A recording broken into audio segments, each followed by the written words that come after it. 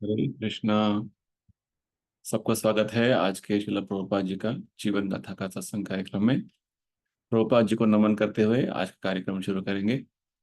नम ओम विष्णुपादाय कृष्ण प्रेष्ठाय भूतले श्रीमते भक्ति वेदांत स्वामिनिति नामिने। नमस्ते सारस्वती देवे गौरवाणी प्रचारिणे निर्विशेष शून्यवादी पाश्चात्य देशतारिणे। जय श्री कृष्ण चैतन्य प्रभु नित्यानंद श्री अद्वैत गदाधर श्रीवासदि गौर भक्त वृंद। हरे कृष्ण कृष्ण कृष्ण हरे हरे हरे राम राम राम हरे हरे। श्री श्री राधा वृंदावन चंद्र की जय। श्री श्री निताई गौरंग की जय। श्रील प्रभुपाद की जय। तो आज के श्रील प्रभुपाद जी का लीला स्मरण में हम प्रभुपाद जी के उस समय का लीला लीला श्रवण करेंगे। यहाँ पे प्रभुपाद जी अभी डेट्रॉइट में हैं। हम इसके बारे में पिछले सत्संग कार्यक्रम में श्रवण किया हुआ था, उसको आज हम कंटिन्यू करेंगे। प्रभुपाद जी डेट्रॉइट में आते हैं अगस्त 3 तारीख को, और लगभग 3 दिन रुकते हैं और उसके बाद अगले जगह पे जाते हैं। तो हमने पिछले सत्संग में पहले दिन का प्रभुपाद जी का आगमन का और उनको उनके साथ प्रभुपाद जी ने भक्तों के साथ जो व्यवहार किया उसका पूरा हमने लीला श्रवण किया था। आज हम और 2 दिन का प्रभुपाद जी का जो लीला है श्रवण करेंगे। तो उस दिन प्रभुपाद जी 4 तारीख को सुबह भागवत का प्रवचन में बोल रहे थे, हमारा पहला कर्तव्य होगा कि हमें मनुष्य जीवन में जन्म मृत्यु का पुनरावृत्ति को रोकना है। क्योंकि ये जो जन्म मृत्यु के कारण कभी हम खुश रहते हैं, कभी दुखी होते हैं, बहुत कभी कभी इतने सारे जो है हमें भय हो जाता है। इस तरह के बहुत सारे जो विपदाओं में हमेशा रहते हैं। तो हमारा पहला जो कर्तव्य होना है, ये सभी तरीके के भौतिक इच्छाओं को रोकना है। अन्याभिलाषिता शून्यम।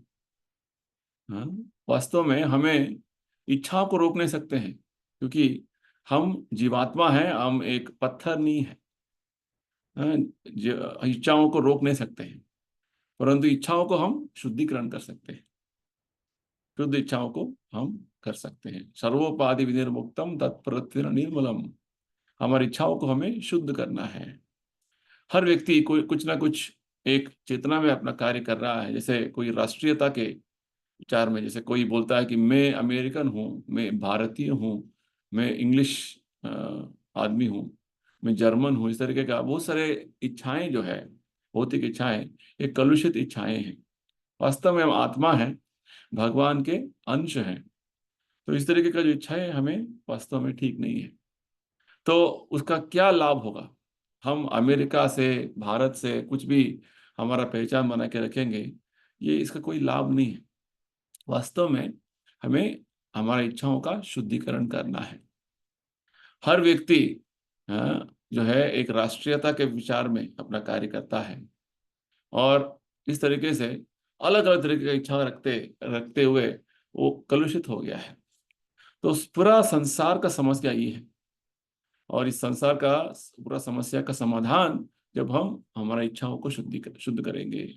अन्याभिलाषिता शून्यम ज्ञान कर्मा देना कृष्णानुशीलनम। भगवान कृष्ण बोल, हाँ भगवान, हम ऐसा नहीं कि वो मृत हो गए हैं। आनुकूल्य न, भगवान जो चाहते हैं, भगवान बोलते हैं कि ऐसे बैठो, कर्तव्य होगा कि हमें उसे निभाना है। हाँ, भगवान मृत नहीं है। हाँ, हमें बहुत सारे आदेश दे सकते हैं, और हमारा स्थिति क्या है कि हम केवल भगवान का आदेशों का पालन करना है, ये हमारा जीवन है। परंतु ऐसा नहीं करेंगे तो हम माया के चक्कर में आ जाएंगे। प्रकृति क्रियमाणानि गुणे कर्माणि सर्वशः। और हम सोचेंगे कि हम जो है सभी चीजों का हम स्वामी हैं, हम प्रभु हैं। ये वास्तव सत्य नहीं है। सत्य है यह है कि हम किसी के अधीन में हमेशा सेवा करना है। ये हमारा वास्तव स्थिति है। जीवेरा स्वरूपन कृष्णेरा नित्य दास। हम कहीं ना कहीं किसी का सेवा करते रहते हैं। हाँ, हम वास्तव में भोक्ता नहीं है, परंतु दुरदृष्टवशात जो है हम एक भोक्ता का एक स्थान ले लिया है। ये माया है, ये वास्तव में माया है। जब हम ये स्वीकार करेंगे कि हम भगवान के निर्देशन पर सेवा करेंगे, तभी हमारा वास्तव जीवन का पुनर्जागृति होगा। ये आवश्यक है। कृष्ण भावनामृत आंदोलन के माध्यम से हम लोगों को यही जो ज्ञान देना चाहते हैं, सिखाना चाहते हैं, ताकि उनका चेतना में थोड़ा परिवर्तन आए। बहुत सारी इच्छाएं हमें बैठे हुए हैं, अलग अलग तरीके का चेतना हमारा हो गया है। तो एक इच्छा होगा कि एक इच्छा हमें करना है, एक ही मात्र इच्छा, एकमात्र इच्छा जो क्या है, हम भगवान के नित्य सेवक हैं। ये वास्तव में हमारा मुक्ति का मार्ग है। गीता में भगवान वही बोलते हैं, सर्वधर्मान परित्यज्य माम एकम शरण व्रज। ये मुक्ति है। हम जीवन के हर इच्छाओं को त्याग देंगे और केवल भगवान कृष्ण का इच्छा को स्वीकार करेंगे। माम एकम शरणम व्रज। हाँ, भगवान को हम शरणागत हो जाएंगे, ये मुक्ति है। हाँ, पर इसके अलावा जो है, जो कुछ हम करेंगे वो हमारा बंधन होगा। जैसे हम अभी 24 तरीके के अलग अलग धातुओं के प्रभाव में हैं, प्रकृति के 3 गुणों के अधीन में हैं। हाँ, धत्ते असम सुतिम पुंसी हर्ष शोक भयाद्रितम। हम हमारा शरीर बदलते जाते हैं इस तरीके से। तो ये विषय बहुत अ, कठिन है समझने का। फिर भी हमें शास्त्रों के माध्यम से ये समझना है हमारा वास्तव स्थिति क्या है। हाँ, अन्यथा इसे समझना उतना आसान बात नहीं है। हम शास्त्रों के आदेश का पालन करेंगे तो हम वास्तव में हमारा स्थिति क्या है समझ सकते हैं। हम हमारा जो बीमार क्या है, हम बीमारी क्या है हम समझ नहीं पाएंगे। हमें एक डॉक्टर के पास जाना है। वो हमारा थोड़ा चेक करेंगे डॉक्टर, और हमें बताएंगे हाँ आपको ये बीमारी है, आप ऐसे करिए। तो इस तरीके से इस भौतिक संसार का दुखमय जीवन को हमें इससे समाधान मिलना है, तो हमें शास्त्रों का आदेशों का पालन करना है। परंतु हम इतना मंदा हो गए हैं कि हमारा वास्तव जीवन अभी दुखमय है, ये समझ नहीं पा रहे हैं। हम एक पशु के भांति, एक पत्थर के भांति जीवन जी रहे हैं। हाँ, एक पशु को समझ नहीं आता है। परंतु हाँ, जब हमारा जीवन में कुछ बहुत सारे विपदाएं आ जाते हैं, बहुत सारे कष्ट आ जाते हैं, तो हम उस उन समस्याओं से बाहर निकलने का पूरा कोशिश करते हैं। तो ये एक हमारा बुद्धि का एक सूचना है। तो इस तरीके से गुरु साधु शास्त्र का हम जब निर्देशन लेंगे, गुरु मुखा पद्म वाक्य चित्ते ते कोरिया इक्य आर न कोरियो माने आशा, तभी हम इस भौतिक संसार के इस जंजाल से बाहर निकल सकते हैं और फिर से भगवत धाम जाने का हमारा कोशिश होगा। प्रकृते क्रियमाणानि गुणै कर्माणि सर्वशः। जब हम सोचेंगे कि मैं इन सभी चीजों का जो है स्वामी हूँ, तो वो वास्तव में ठीक नहीं है। तो वास्तव में हमारा परिस्थिति क्या है, भगवान का सेवा करना हमारा वास्तव आध्यात्मिक परिस्थिति है। उसमें जो है हमें वापस जाना है, प्रभुपाद जी में समझा रहे हैं। तो इसी बीच में प्रभुपाद जी जैसे हर दिन वो सारे भक्तों को, हाँ, अपने कहीं पे भी हो प्रभुपाद जी पत्र लिखते थे। तो प्रभुपाद जी बॉम्बे में एक भक्त को पत्र में लिखते हैं कि आपके इस लेटर के माध्यम से मैंने कुछ चेक भेजा हुआ है, बैंक चेक भेजा हुआ है, जो इस्कॉन का वहाँ पे पैसों के लिए मैंने जो इंतजाम किया है वो लीजिए। और आपने अच्छे अच्छे लोगों से जो आप मिल रहे हैं बॉम्बे में, अच्छी बात है। और काफ़ी सारे उधर पे अच्छे लोग हैं, उनसे मिलिए और वो आपको दान दे सकते हैं।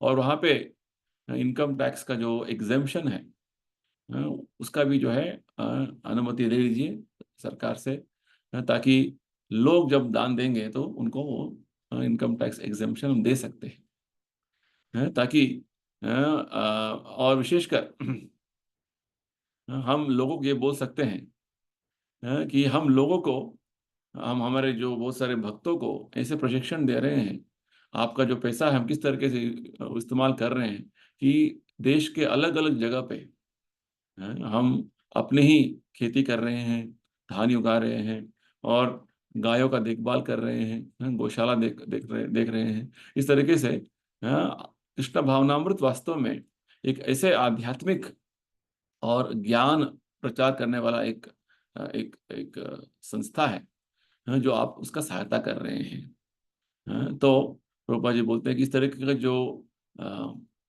कार्यक्रम हमने पाश्चात्य राष्ट्रों में शुरू कर दिया है, और बहुत जल्दी भारत में भी हम उसका शुरू करने का कोशिश कर रहे हैं। तो वास्तव में ये विचार क्या है, प्रभुपाद जी बोलते हैं कि जो वहाँ पे जो लोग रहते हैं गाँवों में, उनको अपने जो कम से कम जिन चीज़ों की जरूरत होगा जीवन चलाने के लिए, उससे वो संतुष्ट रहेंगे, और अपना जीवन में आध्यात्मिक प्रगति के बारे में ज़्यादा सोचेंगे। तो ये मनुष्य जीवन का उद्देश्य है। तो हम इस तरीके से अफ्रीका में भी प्रयत्न कर रहे हैं इसका, इस तरीके का जो व्यवस्था करने के लिए। तो वास्तव में हर मनुष्य को भक्त बनना है। भक्त बनेगा तो उसमें सभी तरीके के जो अच्छे गुण हैं, वो सब उनमें अपने आप आ जाएंगे। हाँ, परंतु वो भक्त नहीं बनेगा, और वो भौतिक स्तर पर कितने भी बड़े जो है एक शिक्षा लिया होगा, फिर भी वो एक मानसिक स्तर पर रहेगा, और उसे हमेशा जो है निराशा और इस तरीके का जो बेचैनी हमेशा रहेगा। तो हम चाहते हैं कि पूरा इस व्यवस्था में हम सरल जीवन और उदात्त भावन, और आदमी का बहुत अच्छा एक चरित्र, एक मनुष्य का अच्छा चरित्र जो है वो बनाना चाहते हैं। तो वास्तव में हमारे जो संस्था में सभी जो भक्त हैं, वो 4 तरीके के पाप से दूर रहते हैं। हाँ, मांस खाना, जुआ खेलना, हाँ, नशा करना, अवैध स्त्री संग से दूर रहना।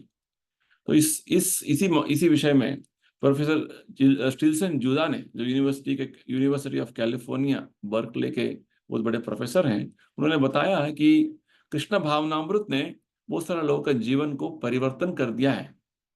जो लोग नशा में इतना वो व्यसनी हो गए थे, उनको भगवान कृष्ण के प्रेमी बना दिया है, और पूरा मानव समाज में इतना बड़ा सेवा कर रहे हैं। तो इस तरीके से प्रभुपाद जी उस भक्त को बहुत सारे जो बातें बताते हैं, और विशेषकर बॉम्बे में जो गेस्ट हाउस बन रहा था उसके बारे में प्रभुपाद जी बोलते हैं, हमें बहुत सरल तरीके से इसको चलाना है। जब लोग आते हैं तो हम वहां पे उनको एक रजिस्टर में नाम लिखने के लिए बोल देंगे बस। हाँ, जैसे भारत में कोई भी धर्मशाला है उसमें यही जो है व्यवस्था है। हाँ, तो बस आएंगे, कहाँ से आए हैं, कितना दिन रुकेंगे, कब जाएंगे, बस इतना जो है हमें उनको उनको जो है जो गेस्ट आते हैं उनको लिखना पड़ेगा बस। तो इस तरीके से लोगों को बहुत सरल तरीके का जो व्यवस्था समझ में आएगा।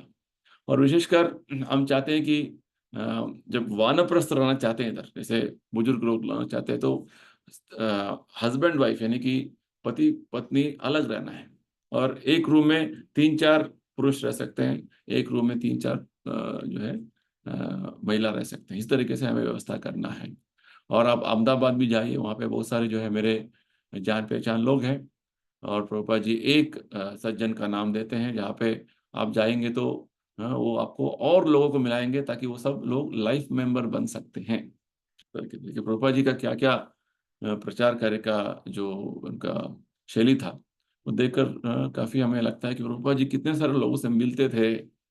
जब मिलते थे उनको उनका जो है याद रखते थे, और उनसे और संपर्क में रहने का जो पूरा प्रभुपाद जी का कोशिश रहता था। तो इस तरीके से प्रभुपाद जी आगे एक और भक्त को, शिष्य को, जो ऑस्ट्रेलिया में है, उनको एक पत्र लिखते हैं, और बताते हैं कि आप जो है संकीर्तन जो पार्टी है भक्तों का, उसमें जो है आप भक्तों को भेज रहे हैं, और सब लोग एक साथ में प्रसाद ले रहे हैं। ये सुनकर मुझे काफी अच्छा लगा। और वास्तव में ज्यादा जो है बाल नहीं रखना है उसको, 15 दिन में एक बार काटना है, और हमारा जीवन का जो भक्ति जीवन का जो आचरण है उसको अनुसरण करना है। और विशेषकर प्रभुपाद जी बोलते हैं, आप जिनको प्रभुपाद जी संबोधन कर रहे हैं, आप वास्तव में वहाँ पे जीबीसी हो, गवर्निंग बॉडी कमिश्नर हो, और मैं वास्तव में दीक्षा गुरु हूँ, और आप वहाँ पे एक शिक्षा गुरु का रूप में अपना कार्य निभाना है। जो मैंने आपको सिखाया वो उसी जो बात को उन सबको सिखाना है आपको। ये कोई एक ऐसा उपाधि नहीं है, परंतु फिर भी आप उस तरीके का एक पात्र निभाना है, ये हम चाहते हैं। और दूसरे जो ऑस्ट्रेलिया में दूसरी जगह पे आप जो मंदिर का स्थापना करना चाहते हैं, वहाँ पे आप एक बात जो है पूर्ण तरीके से समझ लीजिए कि जब तक वहाँ पे ठीक तरीके का जो भक्तों का व्यवस्था नहीं है, हम वहाँ पे मंदिर का मूर्ति का जो है अर्चा मूर्ति का स्थापना नहीं करेंगे। जब तक भक्तों का जो है व्यवस्था हो जाएगा, तब तक वहाँ पे आप पंच तत्व का बड़ा पिक्चर रखिए और वहाँ पे कीर्तन करिए बस। तो इस तरीके से प्रभुपाद जी वो सरल तरीके का जो है एक जो है उनको सजेशन देते हैं। और एक और भक्त को प्रभुपाद जी वेस्ट जर्मनी में एक डिसाइपल को, अपना भक्त को, शिष्य को पत्र में लिखते हैं, बताते हैं कि आपको जो है लॉस एंजलिस में जाना है, जहाँ पे एक प्रोफेसर जिसका नाम है डॉक्टर वुल्फ।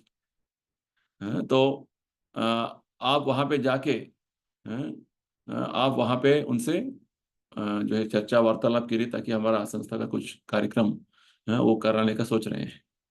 और दूसरा बात प्रभुपाद जी बोलते हैं कि ये जो शिष्य हैं एक प्रश्न पूछे थे कि कर्मियों को जब हम प्रसाद खिलाते हैं तो कैसे खिलाना है। तो प्रभुपाद जी बोलते हैं अ, हमें कर्मी जो है कितने खा सकते हैं उतना ही खिलाना है, ज्यादा नहीं परोसना है। एक बार थोड़ा परोसिए, वो खाने के बाद फिर से बोलेंगे तो और दीजिए। ऐसा नहीं कि उन्होंने प्रसाद छोड़ दिया तो हम उसको खाएंगे, क्योंकि हम उतना आध्यात्मिक जीवन में उतना आगे बढ़े नहीं कि हम कर्मियों का जो है प्रसाद, उनका जो बचा हुआ उच्छिष्ट लेंगे। तो ये व्यवस्था हर जगह पे हमें इसको शुरुआत करना है। हाँ? तो वास्तव में हमें ये भावना होना है, हाँ, कि ऐसा भावना हमें शुरू करना है कि प्रसाद जो है प्रसाद की तरह लेना है। हाँ, ऐसा नहीं कि वो बहुत स्वादिष्ट है, ज्यादा ज्यादा ले लूंगा। तो ज्यादा लेने का जो बात है वो इंद्र तृप्ति हो जाएगा। फिर भी प्रसाद है, उसका प्रभाव तो रहेगा। फिर भी हमें जो है विशेषकर सन्यासी हो, ब्रह्मचारी हो, वो ज्यादा अत्याहार नहीं करना है। जैसे चैतन्य महाप्रभु प्रसाद लेते थे, वो अत्याहार नहीं करते थे। कि प्रभुपाद जी छोटे छोटे विषयों को भक्तों को इस तरीके से समझा रहे थे। तो प्रभुपाद जी अगला दिन 4 अगस्त 1975 में डेट्रॉइट में है। तो उस दिन भी प्रभुपाद जी अ, भागवत प्रवचन में बोल रहे थे। तो ये वास्तव में रहस्य विज्ञान है। हाँ, यानी कि हमें अपना मुक्ति का मार्ग सुगम करना है, तो हमें अपना जीवा को नियंत्रण करना है। तो जैसे ही जीवा को नियंत्रण करेंगे, अपने आप बाकी सब इंद्रिय नियंत्रण में आ जाएंगे, क्योंकि सभी इंद्रिय एक स्ट्राइट लाइन में है, सीधा रेखा में है। जैसे हमारा जीवा, हमारा उदर और हमारा जनन इंद्रिय। तो हम हमारे संस्था में जीवा को नियंत्रण करने के लिए बोलते हैं। मांसाहार नहीं करना, नशा नहीं करना, इस तरीके से। तो और बताते हैं कि हमारा जनन इंद्रिय को उतना जो है हम मुक्त तरीके से उसको इस्तेमाल नहीं करना, यानी कि अवैध स्थिति संग नहीं करना। तो भौतिक संसार का इस बंधन से बाहर निकलना है, तो हमें ये सब कुछ करना है। इसको बोलते हैं तपस्या। मनुष्य जीवन तपस्या के लिए है। ऐसा नहीं कि हम कुत्ते बिल्ली जैसा जीवन बिताएं। ये मनुष्य जीवन नहीं है। तो प्रभुपाद जाके बताते हैं भगवान कृष्ण सूर्य के समान, कृष्ण सूर्य समान। और हम चाहते हैं कि उस सूर्य के प्रकाश में, उस सूर्य के जो लोक में रहें। तो क्या होगा, इस अंधकार से हम बाहर निकल सकते हैं। तो सूर्य के लोक में हम अंधकार नहीं डाल सकते हैं। वो हमारा व्यर्थ जो है कार्य होगा। क्योंकि सूर्य इतना प्रकाशमान है, थोड़ा भी अंधकार उसमें प्रवेश नहीं हो सकता है। क्योंकि रात में बहुत सारा अंधकार होता है, परंतु जैसे ही थोड़ा बहुत सूर्य का उदय होता है तो पूरा अंधकार निकल जाता है। तो हमें अलग से अंधकार को निकालने का कोई कोशिश नहीं करना है। केवल सूर्य का उदय होने के लिए इंतजार करना है बस। तुरंत जो है वो निकल जाता है अंधकार। तो माया अंधकार जैसा है। जैसे ही हम भगवान कृष्ण को अपने मन में लेके आते हैं, तो तुरंत माया निकल जाती है। माया का कोई बात ही नहीं हो सकता, माया का कोई जो है उधर नामो निशान नहीं रहेगा। तो ये विधान है, इसको बोलते हैं कृष्ण भावनामृत। माया तभी उसका प्रभाव रहेगा जब भगवान कृष्ण नहीं है। इसलिए रूप गोस्वामी बोलते हैं, येन केन प्रकारेण मन कृष्ण निवेशयत सर्वे विधि निषेधस्य और एतयोर एव किंकर। किसी तरीके से हम केवल अपने मन को भगवान कृष्ण के ऊपर जो है उसको अ, उसको अटल रखना है, उसको फिक्स करना है, उसको फिक्स कर देना है। तो जैसे मैंने इस आंदोलन को शुरू किया, इसी तरीके से मैंने ये कोशिश किया कि ये जो लड़के आ रहे थे मेरे पास, उनको किस तरीके से मन में उनको कृष्णा कैसे बिठाना है, कैसे बैठना, कैसे मन में हमेशा कृष्णा को रखना है, ये मैंने सिखाया। फिर शुरुआत में मैंने ऐसे नहीं बोला कि आपको ये करना है, ये नहीं करना है, ऐसा नहीं, मैंने कुछ नियम बताया नहीं उनको। किसी तरीके से आप जो है इतने अच्छे लड़के हैं कि मन में भगवान कृष्ण को स्थिर करिए, हरे कृष्णा जप करिए। कृष्णा, हरे कृष्णा चैंट, जो हरे कृष्णा का जो जप करिए, तो भगवान कृष्ण और हरे कृष्णा दोनों में कोई अंतर नहीं, अभिन्न है। तो हमारा विधान यही है, कीर्तनीय सदा हरि, हमेशा हरे कृष्णा का जप करते रहिए। और इस तरीके से क्या होगा, मन में भगवान कृष्ण बैठ जाएंगे, ये न के न प्रकारेण, सब चीजें संपूर्ण परिपूर्ण हो जाएगा। हाँ, अभी हमारा वर्तमान स्थिति में हम अधोगति यानी कि पतन हो गए हैं, और इसके एक ही उपाय, समाधान क्या है, कीर्तनादेव कृष्ण से मुक्त संग परम व्रजेत। ये कलयुग का विशेष जो अनुकूल है, क्योंकि इस कलयुग में लोग इतने गिरे हुए हैं, उन्हें आध्यात्मिक स्तर पे लेके आना काफी मुश्किल है विधि विधान के अनुसार। तो इसलिए विधि विधान के अनुसार यानी कि तपस्या करना, ब्रह्मचर्य करना, मन का नियंत्रण करना, इंद्रियों का नियंत्रण करना, त्याग करना, ये बहुत कठिन है। इसलिए चैतन्य महाप्रभु का विशेष कृपा है, ऐसा है, उनका आशीर्वाद ऐसा है, कीर्तने सदा हरि, केवल कीर्तन करते जाइए, हरेर नाम हरेर नाम केवलम, कलो नास्त्येव नास्त्येव नास्त्येव गतिरन्यथा। बस हमें हमें जो है प्रकाश में आना, उजाला में आना है, बस यही है कलयुग में एकमात्र साधन है। केवल हमें इस हरिनाम का आश्रय लेना है, उसे आगे बढ़ाना है। जैसे ही हम इसको नहीं लेंगे, बस कुछ दूसरा मार्ग ले लेंगे, बोलेंगे बोलेंगे, तो वो अज्ञ है, वो मूर्ख है। वो वास्तव में अपने इंद्रियों को नियंत्रण नहीं कर पाएगा। और प्रभुपाद जी इसी इसी प्रवचन में एक और बहुत अच्छा बात बताते हैं कि किस तरीके से वृंदावन में जो भक्त हैं, ब्रजवासी हैं, वो भगवान कृष्ण को कैसे नियंत्रण में लेके आ जाते हैं। जैसे ही हम भगवान कृष्ण और गुरु के कृपा होने पर क्या होता है, गुरु कृष्ण प्रसाद पाय भक्ति लता बीज।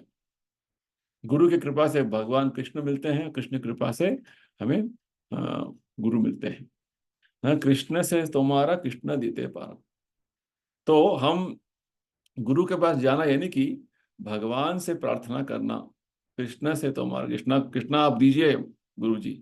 तो बिकॉज भगवान कृष्ण जो है, ये कृष्ण वास्तव में भक्तों का कृष्ण है। भगवान कृष्ण स्वामी है, परंतु भगवान कृष्ण को कौन नियंत्रण में लेके आ सकता है, केवल उनके भक्त। वास्तव में भगवान तो परम नियंत्रक है, परंतु भक्त उन्हें नियंत्रण में लेके आ जाते हैं। ये भगवान भगवान कृष्ण, कृष्ण को भक्त वत्सल बोलते हैं। जैसे प्रभुपाद जी बहुत अच्छा उदाहरण देते हैं, जैसे एक बहुत बड़ा पिता है, वो हाई कोर्ट जज क्यों ना हो। एक एक कहानी है, प्राइम मिनिस्टर ग्लैडस्टोन, इंग्लैंड का। तो कोई आदमी उनके घर पे आता है देखने के लिए, इनको प्राइम मिनिस्टर को मिलने के लिए। तो प्राइम मिनिस्टर तो बोलते हैं, उनके जो सेवक बोलते हैं कि हाँ वो थोड़ा व्यस्त है, इंतजार कीजिए, प्रतीक्षा कीजिए। तो बहुत घंटे घंटे प्रतीक्षा कर रहे थे। तो वो उनको थोड़ा ज्यादा जिज्ञासा हो गया, क्या हो रहा है अंदर, क्या हो रहा है। तो ऐसे झांक के देखा उन्होंने, तो देखा कि प्राइम मिनिस्टर घोड़ा बन गए हैं और अपने बच्चे को कंधे पर बिठा के, पीछे बिठा के और घूम रहे हैं। तो इस तरीके से देखिए, प्राइम मिनिस्टर, प्रधानमंत्री जो है, पूरा ब्रिटिश साम्राज्य का नियंत्रण करते हैं, परंतु एक छोटा सा बच्चा का प्यार, प्रेम, उनको नियंत्रण कर रहा है। तो इसको बोलते हैं वास्तव में भगवत प्रेम। ठीक उसी प्रकार भगवान कृष्ण जो है, ईश्वर परम कृष्ण सच्चिदानंद विग्रह, अनादिरादिर गोविंद सर्व कारण कारण।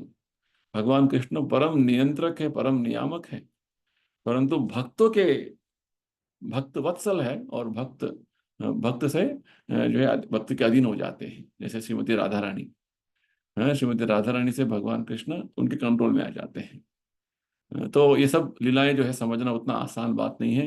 कृष्णा स्वयं भक्तों के अधीन में आने का अपना लीला करते हैं।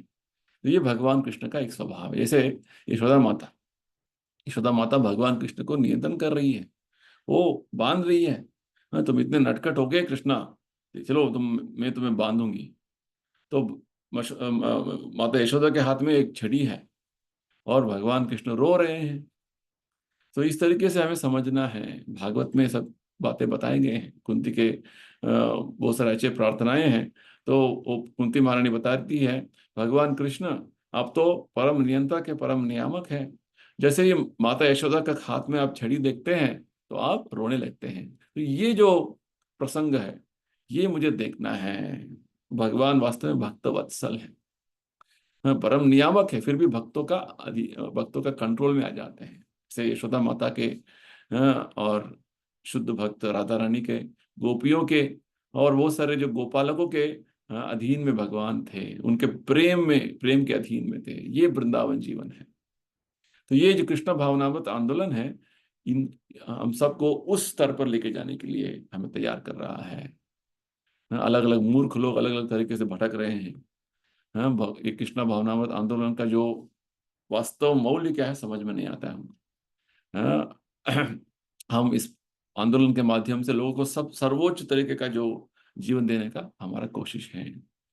हम यहाँ पे ये नहीं सिखा रहे कि हम भगवान से एक हो जाएंगे, नहीं। हम यहाँ पे बोल रहे हैं कि आप भगवान को नियंत्रण कर सकते हैं। तो ये कृष्ण भावनामृत आंदोलन है। प्रभुपाद जी कितना जो है उन्नत तरीके का, श्रेष्ठ तरीके का जो फिलॉसफी, दर्शन अभी समझा रहे हैं। कृष्ण भावनामृत आंदोलन हमें क्या देना चाहता है। तो उसी दिन प्रभुपाद जी भक्तों के साथ कुछ वार्तालाप में लगे थे। बहुत अच्छे जो अच्छे जो बातें निकलते हैं इसमें। तो एक भक्त प्रभुपाद जी से पूछते हैं, प्रभुपाद जी देखिए इतना जो बड़ा पार्क में हम आए हुए हैं, यहाँ पे केवल 2-3 लोग इस बड़े जो पार्क को देखभाल करते हैं, क्योंकि एक पार्क देखभाल करने के लिए वहाँ यहाँ का जो देखभाल करते हैं उनके पास पैसा नहीं है। फिर भी आप जब रास्ते में जाएंगे, वहाँ पे इतने सारे लोग बैठे हैं रास्ते में, बस कुछ नहीं कर रहे हैं पूरा दिन। फिर भी बोलते हैं, फिर भी वो जो इधर ये इस पार्क को देखभाल करने के लिए उनके पास लोग नहीं है। तो प्रभुपाद जी बोलते हैं ये वास्तव में आजकल का जो आधुनिक सभ्यता है उसका गलत तरीके का जो है एक शिक्षा उनको हुआ है। हर व्यक्ति को वो उद्योग नहीं दे सकते, काम नहीं दे सकते। तो वास्तव में धर्मशास्त्र में लिखा है कि हर व्यक्ति को कुछ ना कुछ कार्य देना ही है। किसी को ऐसे ही बेकार में बैठना नहीं है।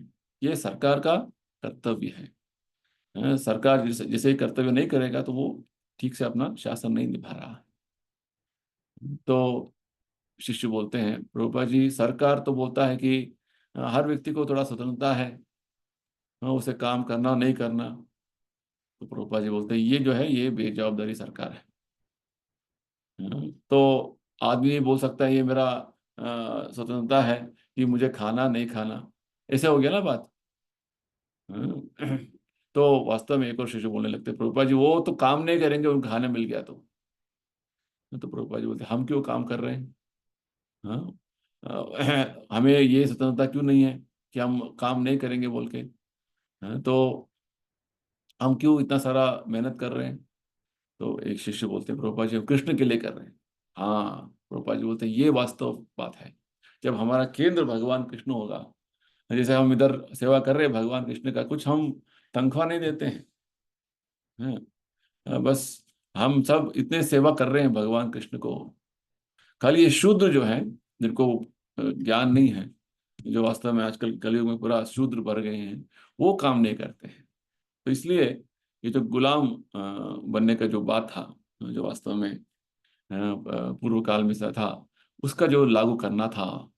तो एक और शिष्य बोलते हैं, प्रभुपाद जी यहाँ पे इस देश में गुलाम जब बात आता है, तो वो बहुत सारा हड़ताल करते हैं लोग। और यहाँ पे जो अ, गुलाम रखते हैं, जो मालिक है, वो भी, उनका भी कुछ अर्हता नहीं है, नहीं योग्यता नहीं है। प्रभुपाद जी बोलते हैं यही जो कमी है।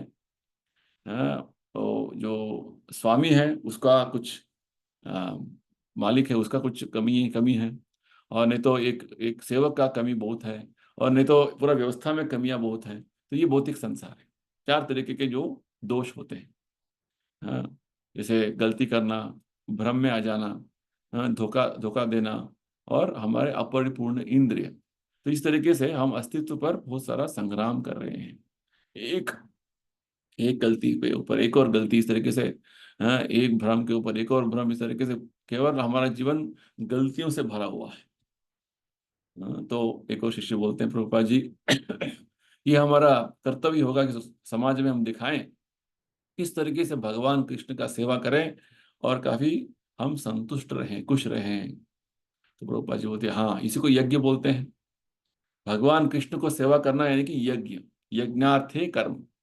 और यज्ञ के लिए, यज्ञ जो उसका अनुष्ठान करने के लिए हमें कार्य करना है। भगवान कृष्ण का सेवा करना यानी कि यज्ञ करना।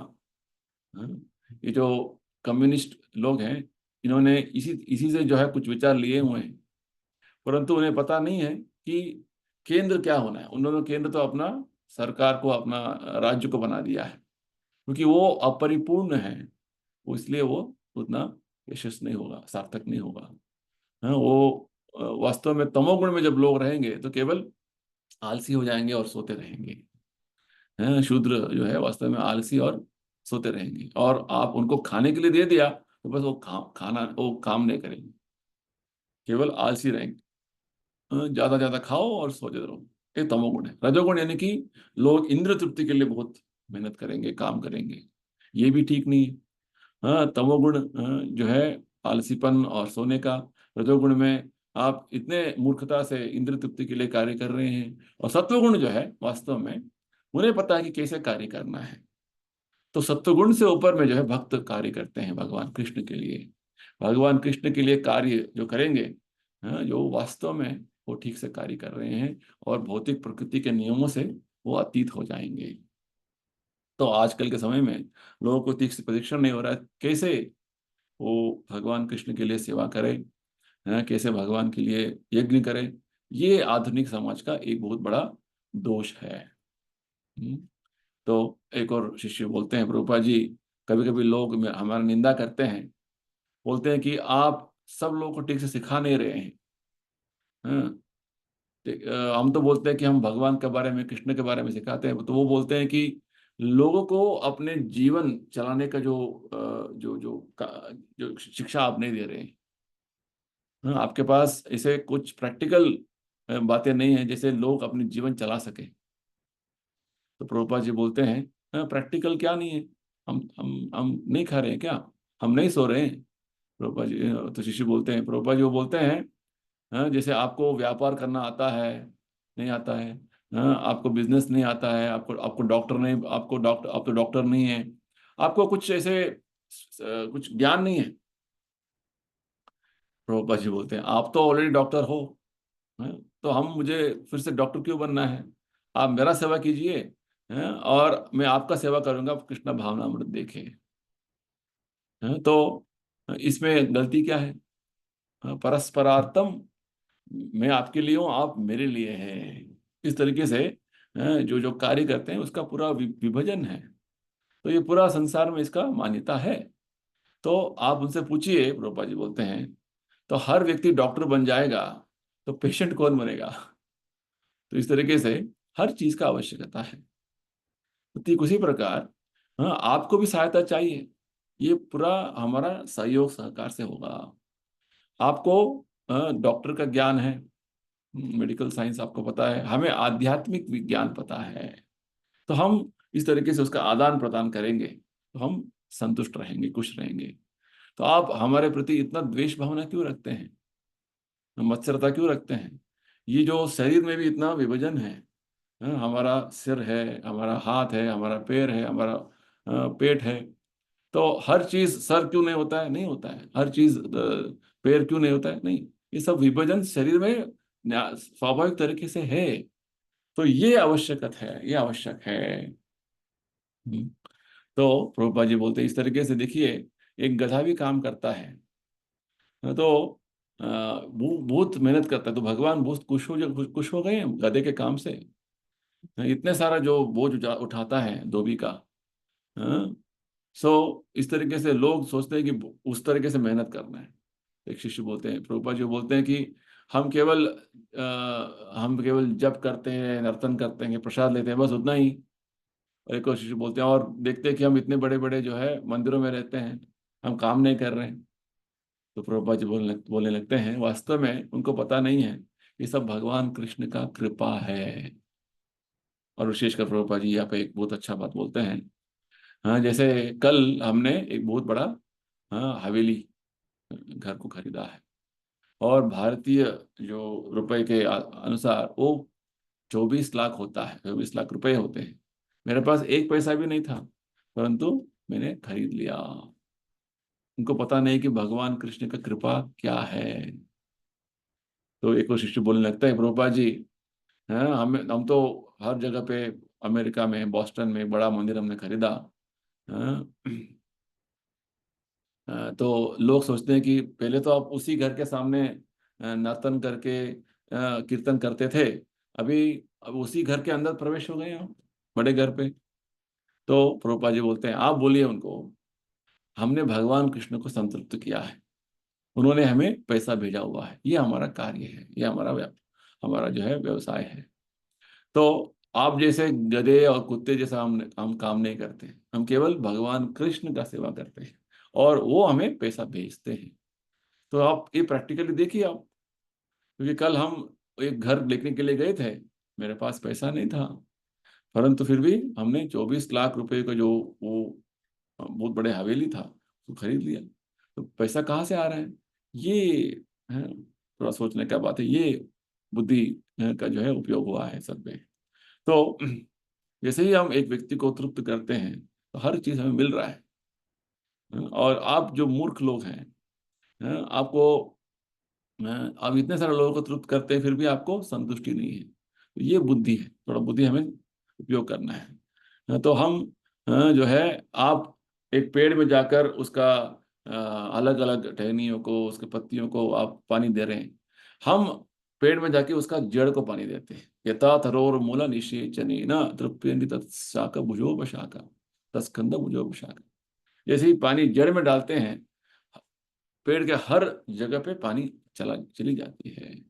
तो ये विज्ञान है, पता है, भगवान कृष्ण को तृप्त करेंगे, हर चीज तृप्त हो जाता है। तो प्रभुपाद जी यहाँ पे जो इस वार्तालाप में जो प्रस्ताव कर रहे हैं, हाँ, उस समय प्रभुपाद जी जब डेट्रॉइट में आए थे, तो उन्होंने एक बड़ा हवेली उन्होंने देखा। काफी अच्छा हवेली था, बड़ा हवेली था। तो उससे पहले भक्त एक छोटा अ, घर को एक मंदिर के रूप में उन्होंने उसको यूज कर रहे थे। जब प्रभुपाद जी को इस बड़े जो हवेली को प्रभुपाद जी को दिखाया, तो प्रभुपाद जी को काफी अच्छा लगा। और प्रभुपाद जी ने बोला, ठीक है, चलिए हम इसको खरीदेंगे। प्रभुपाद जी के पास पैसा नहीं था, फिर प्रभुपाद जी ने इसे मन बनाया। और तत्पश्चात उनके जो शिष्य हैं उधर पे, जो अल्फ्रेड फ्लोड के जो फैमिली के एक व्यक्ति थे, तो फोर्ड फैमिली के एक व्यक्ति थे, उनका नाम था अल्फ्रेड फोर्ड। जो उनका दीक्षित नाम था अम्बरीश दास। तो प्रभुपाद जी को उन्होंने सहायता किया। एक और महिला शिष्या ने सहायता की। इस तरीके से प्रभुपाद जी ने उस बहुत बड़े हवेली को खरीदा। तो बताते हैं कि वास्तव में अल्फ्रेड फोर्ड के जो अ, अ, पड़पोते हैं, हेनरी फोर्ड। अल्फ्रेड फोर्ड जो हेनरी फोर्ड के पड़पोते हैं। और एक और जो है, एक एक लड़की है जो शिष्या प्रभुपाद जी के, वो एलिजाबेथ रूथर। हाँ, उन्होंने पूरा दान देके उस जो हवेली को खरीदा और प्रभुपाद जी को हरे कृष्णा मंदिर चलाने के लिए दिया। तो इस तरीके से उसका थोड़ा हम चित्र देखेंगे, किस तरीके से कितना बड़ा भव्य मंदिर है वो। ताकि हमें समझ में आएगा कि क्या हमको। तो प्रभुपाद जी का एक जीवन में इस जो है विशेषकर ये जो मंदिर है, फिशर मैंशन बोलते हैं डिट्रॉइट में। ये पहले एक बहुत बड़ा उद्यमी ने अपने लिए बहुत बड़ा हवेली बनाया था, और ये लगभग 1920 में इसको बनाया हुआ था। हाँ, और और तब से ये मेंशन, उसके बाद जब इनका देहांत हो गया, ये जो उद्यमी का, बहुत बड़े उद्यमी का, जो इस सरकार के पास आ गया उसके बाद, क्योंकि वहाँ पे जो आजू बाजू में जो लोग रहते थे, जो पड़ोसी लोग थे, उतना अच्छे नहीं थे। तो इसलिए वो बिक नहीं रहा था। वास्तव में उस समय में जब ये बना था, ये हवेली, उस समय में जो अमेरिका का जो रुपए, जो जो उसका करेंसी के हिसाब से $2 मिलियन था, काफी महंगा था। तो प्रभुपाद जी ने इसको बहुत कम दाम में खरीद लिया। देखिए इस्कॉन बनने के बाद क्या हो गया ये, इसके बारे में और हम अगले एक और सेशन में बताएंगे। फिलहाल इतना जानेंगे कि हाँ, यहाँ पे एक बहुत बड़ा हवेली था, जहाँ पे प्रभुपाद जी ने भक्तों के माध्यम से इसको मंदिर के लिए खरीद लिया और इसको बड़ा मंदिर बना दिया। देखिए अभी इसको भक्ति वेदांता कल्चरल सेंटर बोलते हैं, फिशर मैंशन। ठीक है। मंदिर के अंदर इतना आलीशान और इतना भव्य तरीके का जो है वातावरण है। ये कितना अच्छा जो है उसका एक एक चीज एकदम जो है बहुत, बोल सकते हैं कि बहुत भव्य तरीके से बनाया गया है। यानी कि आप देख सकते हैं कि लगभग 50-60 साल पहले वो बना हुआ था जब प्रभुपाद जी ने उसको खरीदा था। काफी अच्छी तरीके से उसका जो बारीकी तरीके का जो चीजें, जैसे उसका जो लकड़ी हो, उसका जैसे ऊपर देख रहे हैं, सीलिंग देख रहे हैं, फ्लोरिंग देख रहे हैं, सब चीजें एकदम भव्य तरीके का था। और प्रभुपाद जी एक और वार्तालाप में बताते हैं कि वो डेट्रॉइट का मंदिर जो है, ये वास्तव में $2 मिलियन में बनाया था उन्होंने, जिन्होंने बनाया 50-60 साल पहले। और हमने केवल मात्र 3 लाख डॉलर में उसको खरीद लिया। तो भगवान कृष्णा में दे रहे हैं।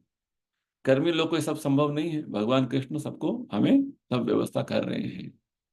तो प्रभुपाद जी बोलते हैं कि ये बहुत अच्छा जगह है। हमारे पूरे मंदिरों में सबसे बड़ा श्रेष्ठ जगह है। प्रभुपाद जी बोलते हैं लंदन से भी बहुत अच्छा जगह है वो। इतना अच्छा मजबूत जो है वो बिल्डिंग है, और रूम इतना बढ़िया है, बड़े बड़े रूम हैं। तो इस तरीके से प्रभुपाद जी उसका बड़ा प्रशंसा करते हैं। इसके बारे में और हम अगले जो एक और आगे आने वाले जो है सत्संग कार्यक्रम में और बताएंगे। फिलहाल अभी इतना हम जानेंगे। तो यहाँ पे प्रभुपाद जी ने 1969 में एक जगन्नाथ बलदेव सुभद्रा मैया का मूर्तियों को स्थापना किया था। उस टाइम में मंदिर एक और दूसरे छोटे जगह पे था। तो उस समय से जगन्नाथ बलदेव सुभद्रा मैया का पूजा हो रहा है उधर। और उसके बाद प्रभुपाद जी ने 1972 1972 में राधा कुंज बिहारी का इधर मंदिर का स्थापना किया था। इसके बारे में भी हम और आगे समझेंगे। और तत्पश्चात प्रभुपाद जी 1977 में 76 में निताय गौर का स्थापना किया हुआ था। इस तरीके से भव्य मंदिर का जो जो स्थापना, भव्य मंदिर का जो प्रभुपाद जी ने खरीदा हुआ था, फिशर मैंशन जो इस्कॉन बन गया बाद में, इसके बारे में प्रभुपाद जी काफी इसका अ, उल्लेख करते हैं बाद में अपने वार्तालापों में, और भक्तों को बताते हैं कितना अच्छा हमने एक मंदिर बनाया है, मंदिर एक घर लिया है, हवेली लिया है, उसको मंदिर के रूप में परिवर्तन कर दिया है। और प्रभुपाद जी बाद में इस हवेली को प्रभुपाद जी एक नाम देते हैं, इस्कॉन देव सदन मंदिर। देव सदन यानी कि देवताओं का, देवता जैसे स्वर्ग लोक में देवता रहते हैं, उनका जो सदन है, उनका जो घर है, इस तरीके से ये घर है, क्योंकि उतना भव्य और उस आलीशान तरीके का जो है घर था। तो और है प्रभुपाद जी का लीला क्या होगा, आगे प्रभुपाद जी कहाँ जाएंगे, हम अगले सत्संग कार्यक्रम में उसके बारे में श्रवण करेंगे। तब तक के लिए सबको धन्यवाद। जय श्रील प्रभुपाद। हरे कृष्णा।